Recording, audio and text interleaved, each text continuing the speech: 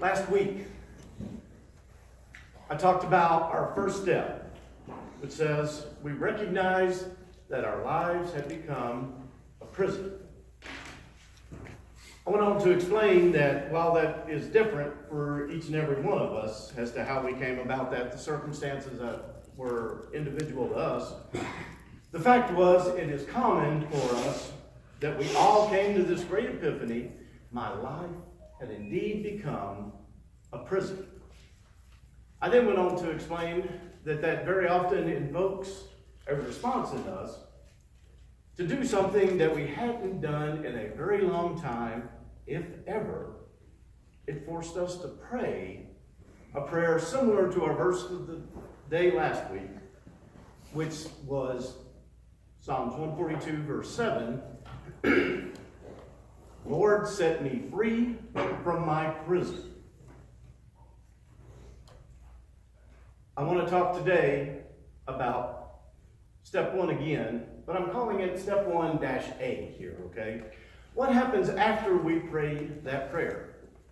Very often, for all of us, it involves us taking a good, hard, clear-minded look at our life and recognizing the shamble, the mess, and the utter destruction that life has a look to. When we do that, it evokes a response within us, and yet that response very often is one of terror, of discouragement, and a shock-induced paralysis as to what do I do next, because everything needs to change. Let's go ahead and pray. Heavenly Father, I just want to thank you for this opportunity. Lord, I just want to ask that you would speak through me, that, Lord, you would open everyone's hearts to receive your message here today. And I pray this in Jesus' name. Amen. Amen. I love the very first few verses in Joshua here, because I believe Joshua is just like us in those moments when we first got a real clear-eyed look at our lives. Joshua is in this place right here. He is utterly paralyzed by the shock. Now, Joshua's circumstances were that he has just recently lost his friend, his mentor, and oh, by the way, the leader of Israel, a guy by the name of Moses. But he's far enough along in the grief process that he's able to look now clearly, and all of a sudden he realizes he's in charge.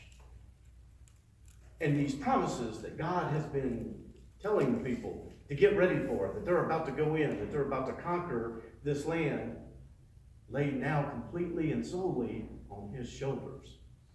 And I believe Joshua said a prayer, something along the lines that many of us have: Lord, I need courage, I need wisdom, I need strength, because everything about me suddenly needs to change. And I'm at a complete loss as to how to go about doing this. We don't know what Joshua prayed that morning. We do know what God's response was to it. It's found in the first 9 verses in the book of Joshua. I love sharing these with folks who are new in sobriety, because God's words that gave such encouragement to Joshua that morning give encouragement to each and every one of us. Be strong and courageous, he says. I'm with you. I'm not going to leave you like an orphan. I'm going with you all throughout your journey here. Be very strong and courageous. Look, I left you a book. All you got to do is read the book, do what the book says. You'll be wonderful. Have I not commanded you, it says in verse 9, to be strong and courageous. Don't be terrified anymore. Don't be discouraged anymore. I, the Lord your God, am going to go with you. Every time I read Joshua 1:9, and the way it starts off, have I not commanded you? I hear that in my mother's voice. Because growing up, on occasion, she was known to utter the phrase, didn't I tell you to go clean the kitchen, do your homework, whatever the chore was there. Her question, just like God's question, is what's known as a rhetorical question, okay? She was not looking for validation that she had actually said that. She's giving you the opportunity to get in motion now, to begin to act. Didn't I just tell you to go do this? Joshua has every right to be terrified. He has every right to be discouraged. This is a daunting task that lays ahead of him. And also, like many of us, this isn't Joshua's first rodeo. See, Joshua had been in the Promised Land some 40 years before. He was part of a 12-man recon team that generation of the children of Israel had sent ahead to go spy out the land, make sure God really is telling us the truth here, that this land is wonderful, to see what might lie ahead of us. And so these 12 men went in, they spied out the land, they came back, and Joshua's report was that the land was indeed fruitful, it was wonderful, it's perfect for us. Oh, by the way, there's some really big, mean-looking people in it who currently occupy the homes that we're going to occupy eventually one day. And the walls around the city are really big. Now, Joshua and his friend Caleb said, but our God is bigger. Our God is able to do this. Let's go ahead and get up. Let's go forward. The other 10 that went into the land convinced the rest of the children of Israel at that time to not go, to instead lose their courage and to spend the next 40 years wandering around in the wilderness. Joshua understands what lies ahead of him. He knows the obstacles. He knows the enemies that he's going to be facing here. He has every right to be terrified, just like those of us who have quite the collection of day one chips, where we've tried only to be overcome and immobilized by the fear that was within us, and lose our courage to continue on to day 2 and 3 and 5 months and 7 months and years. Joshua listens to God.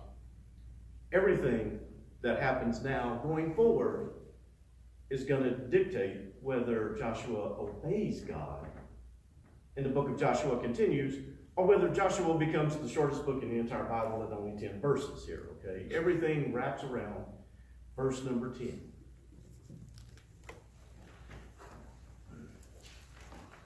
So Joshua ordered the officers of the people, go through the camp, tell the people, get your supplies ready. 3 days from now, you will cross the Jordan here to go in and take possession of the land the Lord your God is giving you for your very own.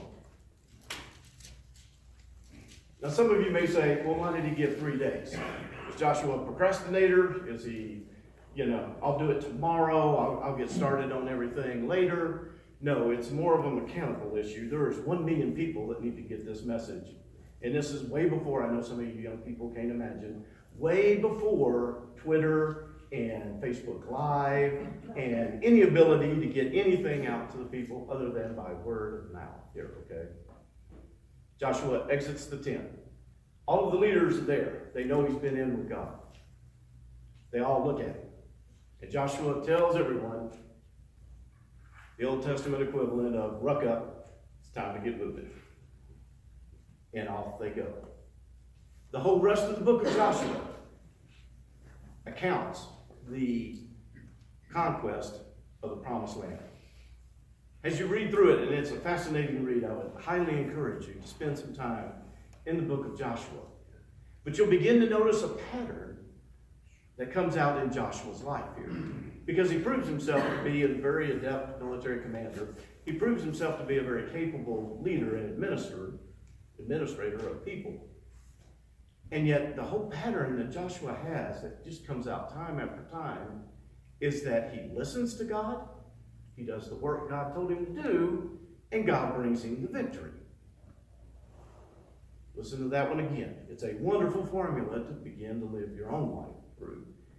Listen to God, do what God tells you to do, and let God bring the victory to you. As you read through, you will be absolutely fascinated at the things that God told Joshua to do that make no military sense whatsoever. And a lot of them don't even pass the common sense test of things that you should do in order to bring about victory. And yet God simply said, go do it. I want you to walk around this city once a day for 6 days, Walk around it 7 times on the 7th day. Everybody turn in, and I want you to shout at the wall, fall down. No sense whatsoever. That's not how this works. And yet Joshua simply commands everybody to go, and he leads them around, and they shout, and the wall falls down. No need for any kind of military siege equipment, no need for any kind of tomahawk missile, anything like that. He simply did, and God brought an incredible victory. And it's victory after victory after victory that you'll read about in the book of Joshua here. Now, we could stay in Joshua, and I could show you some of these. We could go to any number of folks who showed great courage in simply doing what God told them to do, taking Joshua's words to heart to be courageous, and putting them into practice. Names that you would all be very familiar with: Abraham, Moses, David, the disciples.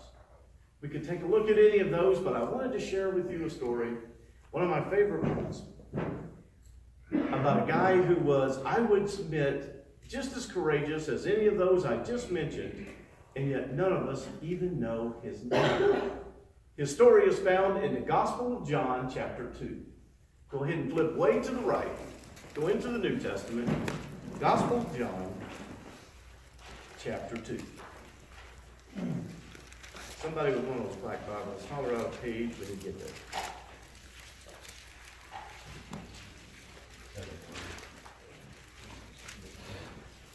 Gospel of John, chapter 2.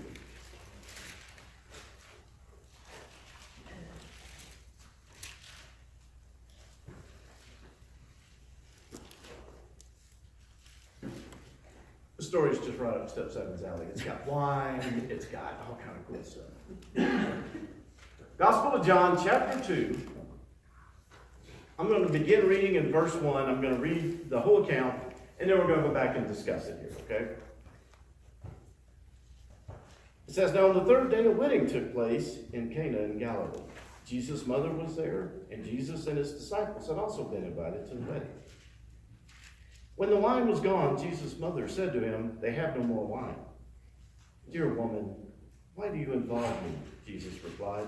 'My time has not yet come.' His mother said to the servants, 'Do whatever he tells you.' Nearby stood 6 stone water jars, the kind used by the Jews for ceremonial washing of feet, each holding 20 to 30 gallons. Jesus said to the servants, 'Fill the jars with water.' So they filled them to the brim. Then he told them, 'Now draw some of it out and take it to the master of the banquet.' They did so, and the master of the banquet tasted the water that had been turned into wine. He did not realize where it had come from, though the servants who had drawn the water knew. Then he called the bridegroom aside, and he said, 'Everyone brings out the choice wine first, and then the cheaper wine after the guests have had to drink. But you have saved the best until now.' This was his first miraculous sign Jesus performed in Cana of Galilee. He thus revealed his glory, and his disciples put their faith in him."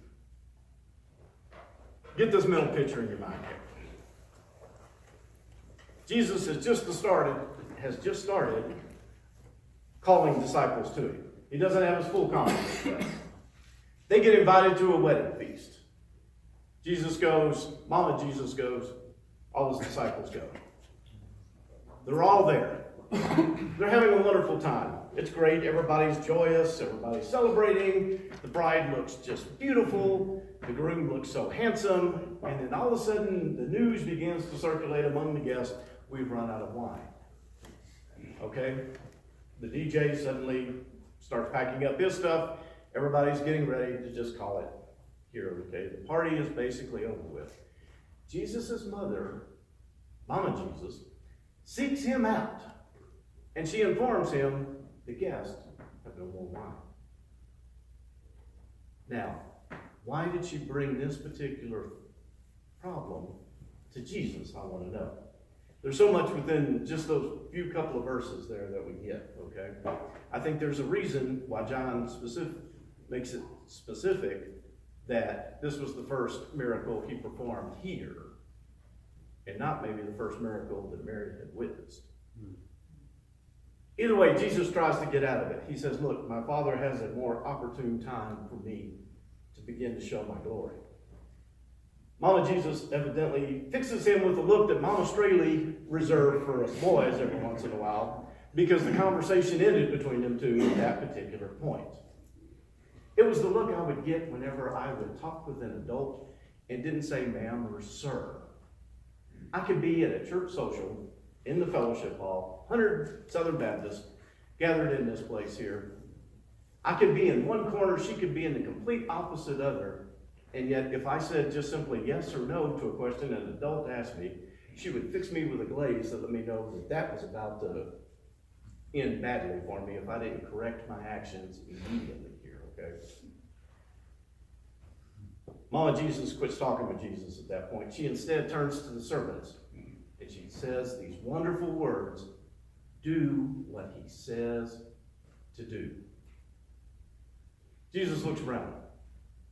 There's these stone pots that are out by the door. They're out by every single door in every single home within this region here, okay?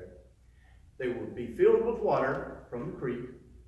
You would, before you entered the house, you would stop and you would ladle out a little bit of water and pour it on your feet, wash off all the grime, all the road dust and everything that you had picked up in your travel there so that you didn't bring it into the house. Now, the fact that there's 6 of them here, and these sound like very large containers, would let you know that this was a place used for many events. And so rather than slow the flow of folks going into the place, they had multiple stations set up so that you could very quickly do this and go ahead and walk on in. Now, just to give everybody a visual here, think of a Homer bucket, about 4 Homer buckets high, and a little bit bigger around is what these containers look like here, okay? These are commercial size foot washing stations here, okay? The first thing Jesus says to the servants is go fill those back up. Now, they had been depleted as the guests were coming. Maybe they had to run home and come back again. They would go ahead and do their foot washing. And so they had been depleted, and they did need to be refilled. And I'm sure none of them could figure out how this was going to help get the wine prices figured out here. But it was something that needed to be done, and they could go ahead and do it. So they went down to the creek with their buckets to recharge the big pitchers that were sitting outside the door. Now, folks, they didn't wade into the creek to the very center, where the water is deepest, where the water is cleanest, and where the water is moving the fastest, in order to get this water for the stations here. See, they weren't going to consume any of this. They just simply needed to be wet enough that it could get your feet washed off here, okay? So instead, they stopped at the bank, they put the bucket in, just deep enough, let it bang on the bottom, maybe scoop a little bit up, and then they walked back and they poured that dirty, sediment-filled, slightly brackish water into this pot. Now, eventually, the sediment would settle down and it would look somewhat clear after a bit. But as they were pouring it in, all the sediment that was at the bottom of these jars is swirling around. This is a muddy, nasty-looking mess by the time that they're done. But they bring Jesus over, and they show him, see, got it all done. Just like you said, up to the brim, in fact. And Jesus says, good. Now, I want you to go get the ladle.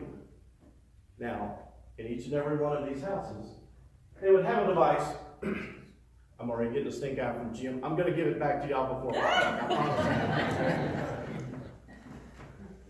The ladle, though, was specific in that it was only used to taste the wine, to make sure it was palatable, and to make sure that it fit with the occasion here that was going on. And he said, go get the ladle and bring it out here. Again, still don't see how this is going to get us the wine crisis solved here. But yet I'll go ahead and do so. And so he goes out, and he brings it back, and he shows Jesus, here, got the ladle, and he says, good, now dip it in, first pitcher, pull it out, and bring it to the master of the feast here. Beg pardon? That's not how this works.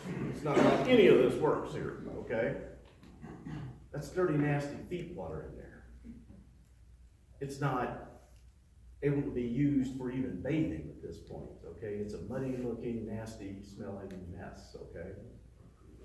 And you want me to take my nice, clean, used only for this purpose ladle and put it in there, and then go bring this to the master of the feast?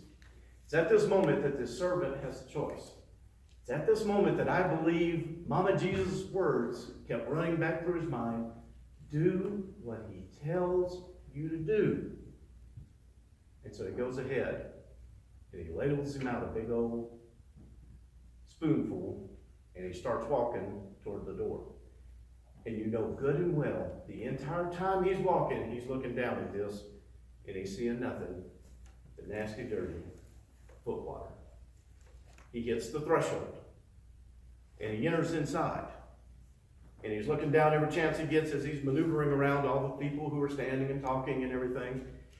And all he sees the entire time, folks, is dirty, brackish, foul-smelling foot water. He starts toward the master of the feast. I've asked Dallas, my good friend, to come up here and to play the part of the master of the feast so that everybody gets a good visual. Dallas, all you have to do, I'm going to be just like Michelle. I just want you to sit there and look pretty, okay? The master of the feast sees the servant walking. He knows what the ladle is about. Fresh wine has been sourced. It's his job to taste this to make sure that it's one, palatable, and two, appropriate for the celebration that is going on here. And I'm sure he extends his hand to get a hold of the ladle as it's coming toward him. And yet, the last thing the young servant sees is dirty, nasty, foul-smelling foot water. The miracle occurs, I believe, when the servant does this action right here. You let it go, folks. It was at that moment that the master of the feast looks down. No more dirty, nasty feet water, replaced by excellent-looking wine. He takes a little sip, and he's blown away by just how superb this wine is than anything else he has ever experienced. He gets so caught up in this that he pulls the bridegroom aside and he says, "What a great idea. You have done this wonderful thing." Folks, the miracle occurred when he let go. Just like the miracle occurred in Joshua's life, time after time, and victory after victory, when he let go of, I don't have to do this alone. God's got this. I need only to do the next thing that he tells me to do and to let him bring me the victory. Everybody give Dallas a hand.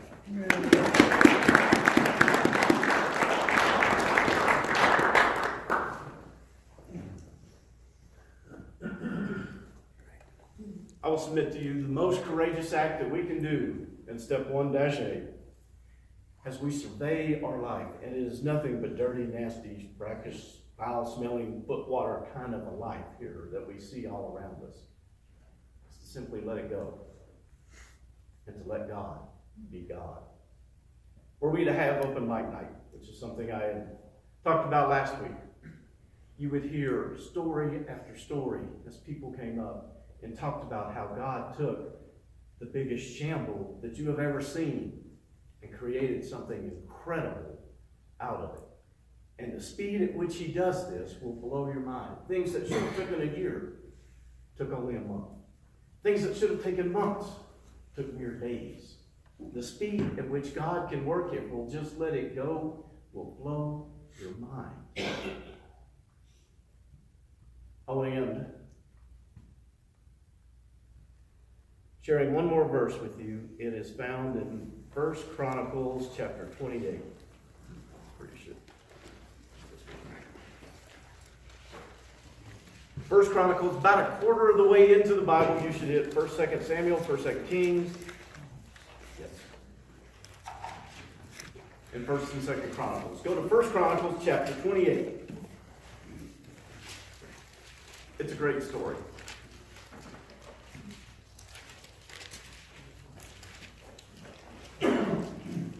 David is at the end of his life here.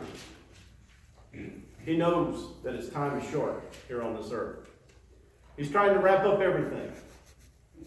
One of the things that he was never able to accomplish, although he deeply desired to do so, was to build a temple for his God.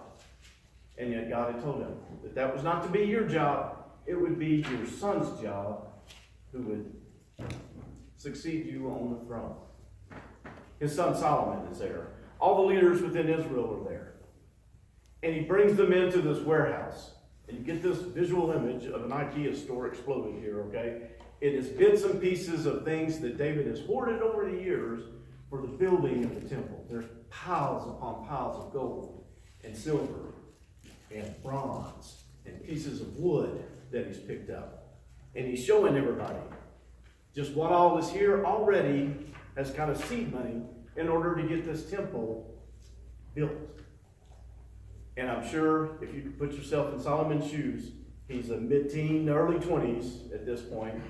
This is before he's asked God for wisdom. All he sees is bits and pieces and parts that don't look like they go together in any way, shape, or form.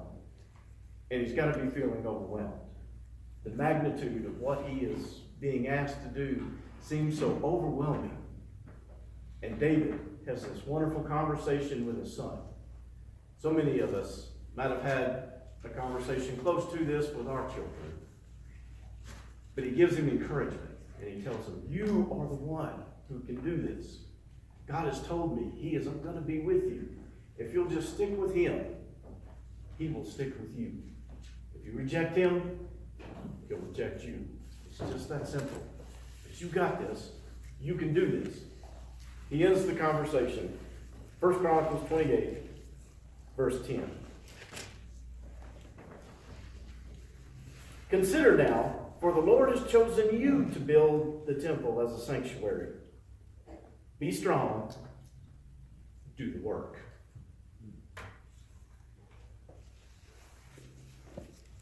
Such a great endeavor many of us have embarked on.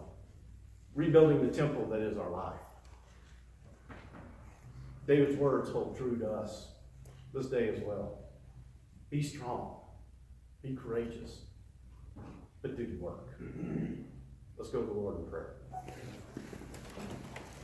Heavenly Father, I just want to thank you. Lord, I just pray that you would remind us this week, Lord, to be strong, be courageous, and Lord, just do what you have told us to do. But Lord, we would do the work that you have for us coming up this week, even though we may not even know what that is.